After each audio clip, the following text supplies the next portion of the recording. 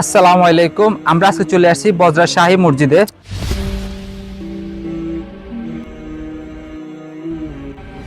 নোয়াখালী সোনাইমুড়ির ঐতিহাসিক বজরা শাহী মসজিদ প্রায় ৩০০ বছর আগে মুঘল মোহাম্মদ শাহের রাজত্বকালে তার নির্দেশে মিয়া আম্বর সাহেবের সহযোগিতায় জমিদার আমানুল্লাহ খান ১৭৪১ সালে দিল্লির শাহী মসজিদের অনুকরণে নির্মাণ করেন মসজিদটি। বিভিন্ন রং বিরঙের পাথর, চীনামাটির তৈরির তৈজস পাথরের খণ্ডিত অংশের ব্যবহারের এই মসজিদটিকে সুন্দরভাবে ফুটিয়ে তোলেন। আসসালামু আলাইকুম রহমতুল্লাহি ওয়া বারাকাতুহু।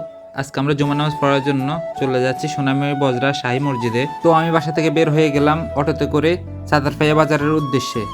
ফাইনালি আমরা সাতারপাইয়া বাজারে চলে আসলাম। আজকে আমাদের সাথে যাচ্ছে আমার বন্ধু শাহাদাত। আসসালামু আলাইকুম বন্ধু, কি অবস্থা? বজরা শাহী জামে মসজিদে যাচ্ছি। তো আমরা সাতারপাইয়া থেকে সোনাইমুড়ির উদ্দেশ্যে রওনা দিলাম। ফাইনালি আমরা সোনাইমুড়ি চৌরাস্তায় চলে আসলাম। সোনাইমুড়ি চৌরাস্তা থেকে আমরা চলে যাব বাইপাসে। বাইপাস থেকে আমরা চলে যাব বজরা সরকারি হাসপাতালের সামনে। তো ফাইনালি আমরা বজরা মেডিকেলের সামনে চলে আসছি। এই দেখেন বজরা মেডিকেল, এটা ঠিক দক্ষিণ দিকে, হাসপাতালের দক্ষিণ দিকে যে রাস্তাটা গেছে সেই রাস্তা দিয়ে মসজিদে যেতে হয়। তো আমরা কি করছি, একটা রিক্সা নিচ্ছি বজরা মেডিকেলের পাশ থেকে বজরা মসজিদ যাওয়ার জন্য। 2 থেকে 3 মিনিট লাগবে, 20 টাকা ভাড়া। আপনারা চাইলে হাঁটিয়ে যেতে পারেন। তো ফাইনালি আমরা অবশেষে দীর্ঘ 1 ঘন্টা পথ পাড়ি দিয়ে বজরা শাহী মসজিদের অনুকূলে চলে আসলাম। এখানে সব সময় ফুটপাতের মতো দোকান লেগেই থাকে, অনেক মজার মজার খাবার খেতে পারবেন। তো ফাইনালি আমরা চলে আসছি বজরা শাহী মসজিদে। এটা মোগল স্থাপিত ঐতিহাসিক বজরা শাহী মসজিদ। জমিদার আমানুল্লাহ প্রতিষ্ঠিতকাল ১৭৪১ সালে এটা তৈরি করা হয়েছে। দেখতে পাচ্ছি দোনো পাশে কবরস্থান, ডান পাশে বা পাশে কবরস্থান আছে। তো ফাইনালি আমরা চলে আসলাম বজরা শাহী মসজিদের ঠিক সামনে। মসজিদের মূল গেটটা দেখে মনটা ভরে গেল।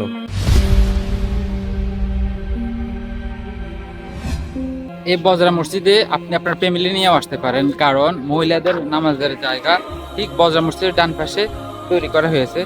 এই দেখেন ঠিক এখানে মহিলাদের নামাজের স্থান তৈরি করা হয়েছে। আর আপনারা যারা দূর থেকে গাড়ি নিয়ে আসবেন, তারা মসজিদের বা পাশে যে রাস্তাটা গেছে ওই রাস্তা দিয়ে গেলে ঠিক মসজিদের সামনে গাড়ি রাখার সুব্যবস্থা আছে।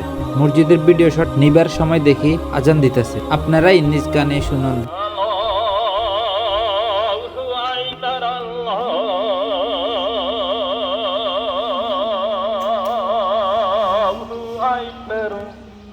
তো মসজিদের বাহিরে আর না দাঁড়িয়ে চলে গেলাম মসজিদের ভিতরে যাওয়ার পর আমি 1 মিনিটের জন্য থমকে গেছিলাম, কারণ মসজিদটি এত সুন্দর যা আমাকে অবাক করে দিয়েছে। নিজের চোখে না দেখলে কখনো বুঝতেই পারবেন না এত সুন্দর। মাশাআল্লাহ, মসজিদের বাইরে যেমন সুন্দর, ভিতরেও সৌন্দর্য ভরপুর। যতটা না সুন্দর লাগছে আমার কাছে, তার থেকেও অবাক লাগছে সে ৩০০ বছর আগে কিভাবে এত নিখুঁতভাবে এত সুন্দর সুন্দর নকশা করলো। যাই হোক, বেশি কথা না বলে আপনারা নিজেরাই ভিডিওতে নকশাগুলো উপভোগ করুন।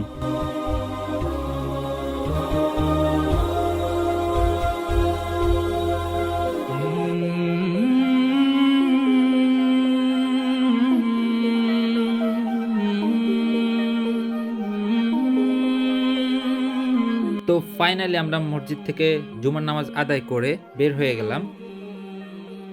বের হয়ে দেখি প্রচুর গরম ফুটতেছে। যারা যারা বাইরে নামাজ পড়ছিল তারা রোদ্রের গরমে তাড়াতাড়ি বের হওয়ার চেষ্টা করতেছিল। এই দেখেন প্রচুর ভিড়।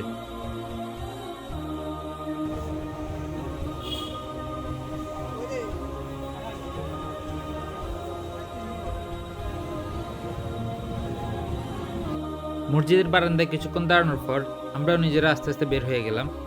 তো আজকের জন্য ব্লগ এখানেই শেষ। সবাই আমাদের জন্য দোয়া করবেন। আল্লাহ হাফেজ।